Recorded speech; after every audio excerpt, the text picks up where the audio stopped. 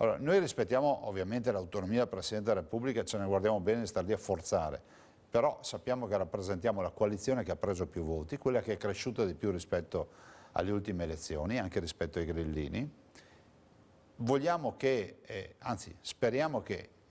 lo vorremmo, che questo incarico fosse dato all'attuale rappresentante del centrodestra che è Matteo Salvini, cioè oggi va a incorporare le istanze del centrodestra e poi sarà lui a proporre alle diverse forze politiche il nostro programma. Niente accordi con i partiti, perché è assurdo andare a votare per la Lega o per Forza Italia o per Fratelli d'Italia se poi vai a fare alleanze organiche con il tuo primo avversario che è il PD o i 5 Stelle, ma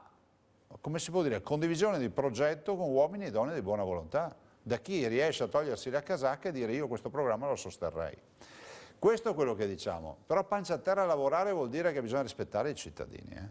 I cittadini devono essere rispettati, questo è fondamentale, i cittadini hanno votato, vanno rispettati.